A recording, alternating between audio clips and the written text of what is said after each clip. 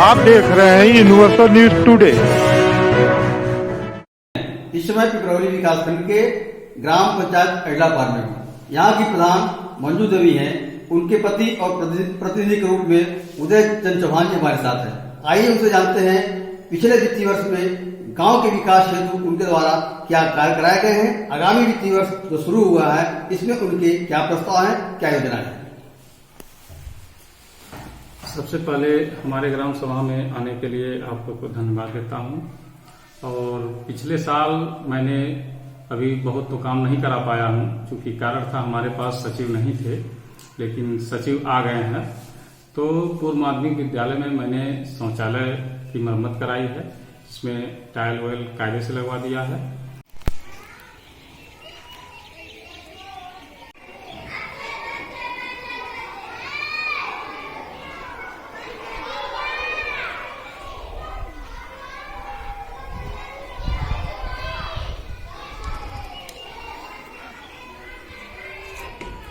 और दूसरा काम, हमारे गांव की पूरी लाइन जर्जर हो गई थी, जिसमें कई घटनाएं हो चुकी थी। और हमने बिजली विभाग पर दबाव बना करके सबसे पहले सारे तार को बदलवा दिया।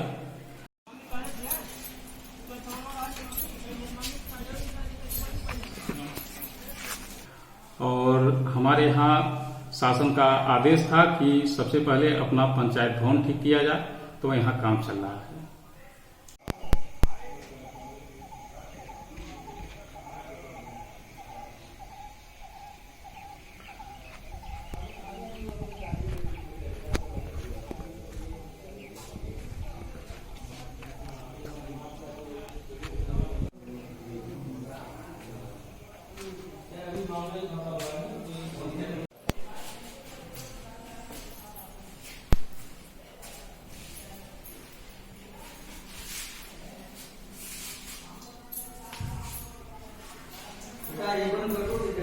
प्रधान जी, घर की महिलाएं बहू बेटियां बाहर न जाए, घर में शौचालय बनवाए, इज्जत घर जिसको नाम दिया गया, इस दिशा में आपके द्वारा क्या कार्य किए गए।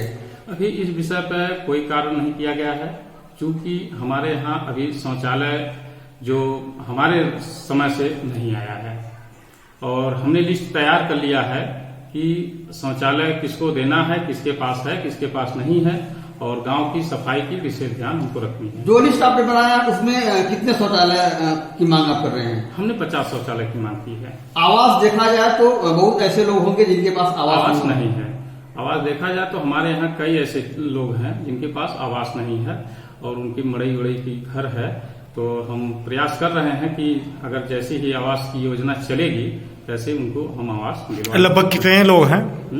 लगभग ऐसे कितने होंगे? ऐसे 10-12 लोग हैं जो वास्तव में पात्रता की श्रेणी में है। मनरेगा की बात करें तो मनरेगा के तहत कुछ कार्य आपके द्वारा कराए गए। मनरेगा के तहत हमने चक्रोट था जो उसको मिट्टी द्वारा पटवाया गया, उसमें कई घटनाएं होती थी, कई बार टाली पलट चुकी थी, जिसने हमने उस पर डीपीआरओ साहब से कह करके उस पर हमने अपनी योजना बनाई और उस पर मिट्टी पटवाया। कितने मीटर की है? लगभग 600-700 मीटर की हमने वहाँ बनवाई है। मनरेगा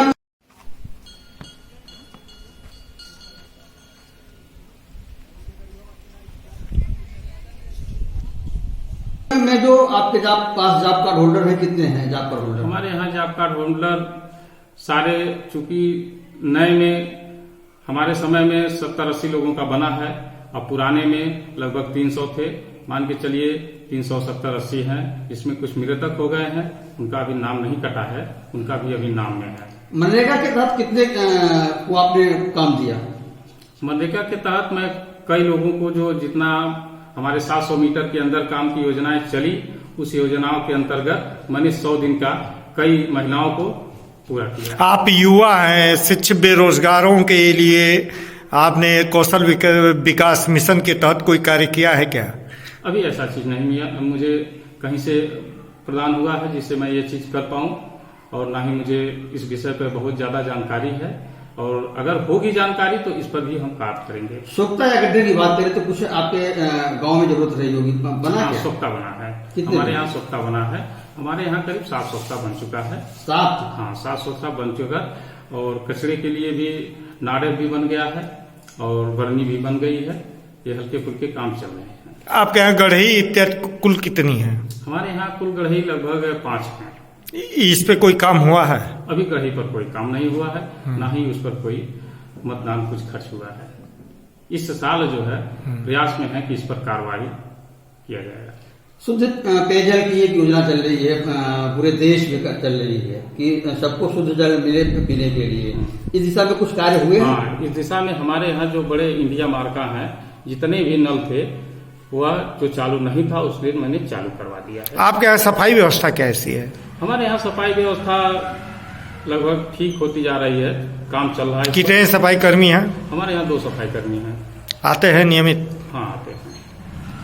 बात पेंशन की करें यदि, तो विधवा विकलांग या जो है पेंशन हमारे शासनकाल में नहीं बन पाया है, क्योंकि उसमें कारण रहा है कि हमारे वहाँ परिवार रजिस्टर न मिलने के कारण, पुराने सेक्रेटरी को जेल चले जाने के कारण, परिवार रजिस्टर न मिल पाने के कारण जो है हमारे वहाँ पेंशन अभी नहीं बन पाई। क्या सेक्रेटरी जो पुराने जो जेल चले गए हैं रजिस्टर वो अपने पास अपने घर रखते थे? अब वो कहाँ रखे हैं, किसको दिए हैं, ये मुझे नहीं मालूम। इस संदर्भ में आप लोगों ने? इस संदर्भ में मैंने डीपीआरओ साहब को जा करके, हम लोग 3-4 गांव के प्रधान, सबका फंसा हुआ है, हम लोग गए थे। और सब प्रयास कर रहे हैं कि जल्द से जल्द दिला दिया जाए। बात करें प्रधान जी इस वित्तीय वर्ष का, आज 6 तारीख है, मतलब 6 दिन इस वित्तीय वर्ष में 22-23 में आ गए हैं।